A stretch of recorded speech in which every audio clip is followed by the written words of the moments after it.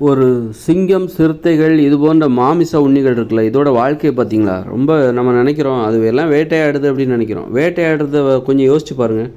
ஒரு மாடுங்கிறது எவ்வளோ தடிமனான தோலை உடையது. ஒரு மாட்டோட தோல் வந்து எவ்வளோ தடிமனாக இருக்கும், அதோட உடம்பு எவ்வளோ முரட்டுத்தனமாக இருக்கும். அதை வந்து இந்த சிங்கமோ புலியோ சிறுத்தையோ என்ன பண்ணோம், கடித்து அதை கடிக்கிறதே எவ்வளோ கஷ்டம். ஒரு கழுத்தை கடிக்க முடியுமா? எவ்வளோ அழுத்தம் கொடுத்தா தான் நீ ஒரு மாட்டோட கழுத்தை கடிக்க முடியும். கடித்து அதுக்குள்ள ரத்தத்தை உறிஞ்சணும். அப்புறம் தோலையெல்லாம் கடித்து கொதறி அந்த சதைகளை வந்து கடித்து துண்டு துண்டாக கடித்து சாப்பிட்றதுங்கிறது வந்து எவ்வளோ கஷ்டம் பாருங்கள். அந்த மிருகங்களோட உணவு பாருங்கள், உணவு முறையை பார்த்திங்களா? ஒரு நம்மளே வந்து நம்மளால் கடிக்க முடியாதுன்னு சொல்லி தான் காய்கறிகளை வேக வச்சு சாப்பிட்றோம். ஆனால் அவைகள் மாமிசத்தை வந்து பயங்கரமாக வேக வைக்கிறோம். சரியாக வேகலைன்னா அது வேண்டான்னு துரத்தி போட்டுரும், சாப்பிடவே மாட்டோம். ஆனால் அந்த மாமிச உண்ணிகள் சிங்கம், புலி, சிறுத்தைகளோட உணவு முறையை பாருங்கள். மாடுகளை விரட்டி வேட்டையாடி நல்லா கடித்து கஷ்டப்பட்டு கடித்தாதான் ஒரு கழுத்தையே கடித்து தொடை போட்டு, கழுத்து எவ்வளோ கடினமாக இருக்கும். கழுத்து சதைகள், அந்த காலோட சதைகள் எவ்வளோ கடினமாக இருக்கும். அதை கடித்து அப்புறம் அதை வந்து கடித்து அந்த தோலெல்லாம் பிச்சு அது என்ன கேட்காது? ஒரு மாட்டோட உடம்பு என்பது என்ன கேட்காது? கேக்கு மாதிரியா இருக்கும்? ஈஸியாக ஒரு இல்லை கேரட் மாதிரியா இருக்கும்? எவ்வளோ கடித்து கஷ்டப்பட்டு கடித்தா தான் அந்த சதையவே சாப்பிட முடியும். ஆனால் அதையும் அது சாப்பிடுது பாருங்கள். அப்போ எவ்வளோ கஷ்டப்படுது பார்த்தீங்களா? அது உணவுக்காக எவ்வளோ கஷ்டப்படுது, எவ்வளோ போராடி கஷ்டப்பட்டு கொஞ்சம் கொஞ்சமாக அந்த சதையை திங்குது. ஒரு நாள் அவன் ஒரு மாட்டை வேட்டையாடிச்சுன்னா அது அந்த உணவை சாப்பிட்றதுக்கு வந்து நாம் ஒரு உணவை எவ்வளோ நேரத்தில் சாப்பிடுவோம்? ஒரு பழத்தை சாப்பிடுவோம் அப்படின்னா, ஒரு பழமோ ஒரு சாப்பாடு சாப்பிட்றோன்னா அரை மணி நேரம் 1 மணி நேரத்தில் சாப்பிட்டு முடிச்சிருச்சோம். ஒரு 10-15 நிமிஷத்தில் சாப்பிட்டு முடிச்சிருவோம்.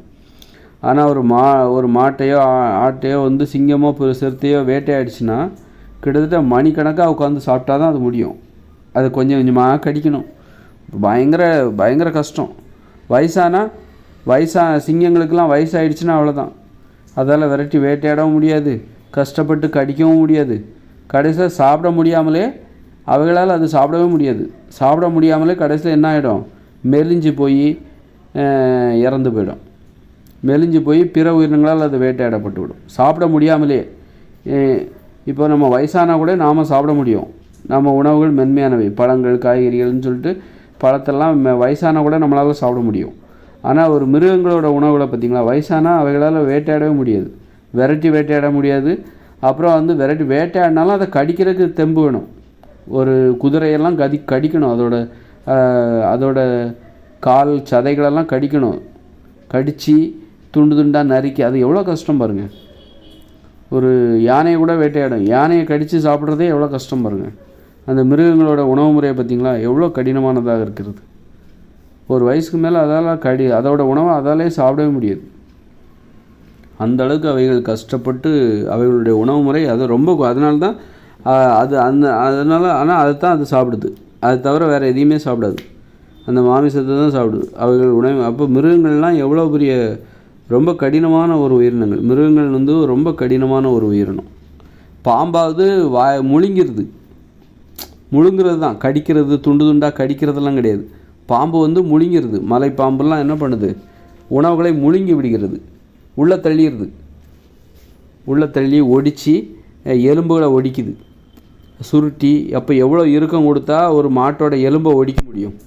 ஒரு மாட்டு கண்ணுக்குட்டியை, ஒரு மானை, ஆடு, மாடையெல்லாம் ஒரு மலைப்பாம்பு சாப்பிடுது அப்படின்னா அதோட எலும்புகளை ஒடிக்கணும்.